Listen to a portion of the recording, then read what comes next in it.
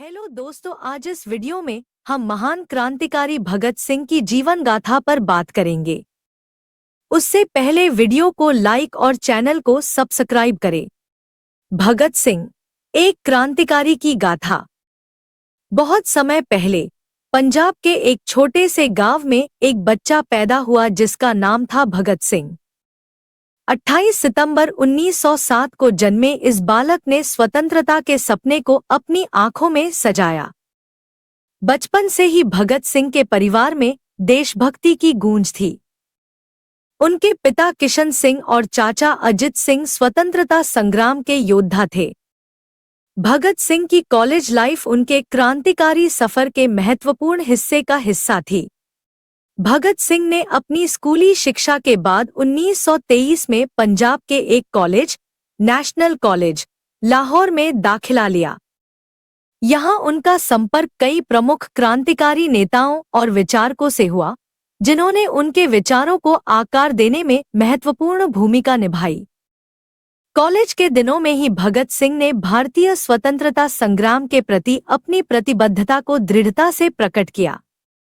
उन्होंने यहाँ नौजवान भारत सभा और Hindustan socialist Republican association (HSRA) से जुड़कर क्रांतिकारी गतिविधियों में हिस्सा लिया। भगत सिंह ने अपने कॉलेज के दिनों में ही अंग्रेजी, इतिहास और राजनीति के विषयों में गहरी रुचि विकसित की। उन्होंने समाजवाद, नास्तिकता और क्रांतिकारी विचारधारा पर आधारित कई किताबें पढ़ी और खुद को इन विचारों से गहराई से प्रभावित पाया। उनकी कॉलेज लाइफ में ही उन्होंने समाजवाद के सिद्धांतों को अपनाया और हिंसात्मक क्रांति की संभावनाओं पर विचार करना शुरू किया। भगत सिंह ने महसूस किया कि केवल अहिंसात्मक साधनों से भारत की स्वतंत्रता नहीं मिल सकती। इस विचारधारा ने उन्हें क्रांतिकारी गतिविधियों की ओर प्रेरित किया और उनकी सोच को एक नई दिशा दी। 1928 में एक दुखद घटना ने उनकी जिंदगी को पूरी तरह बदल दिया।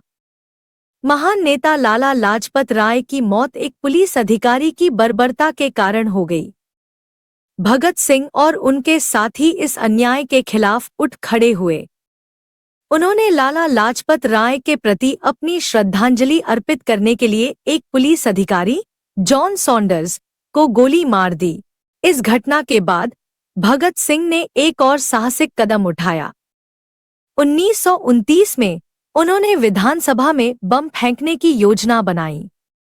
उनका उद्देश्य केवल एक धमाका नहीं था, बल्कि ब्रिटिश सरकार की आंखों में चिंगारी डालना था। बम विस्फोट के बाद भगत सिंह और उनके साथी गिरफ्तार हो गए और उन्होंने अपनी रणनीति का खुलासा नहीं किया।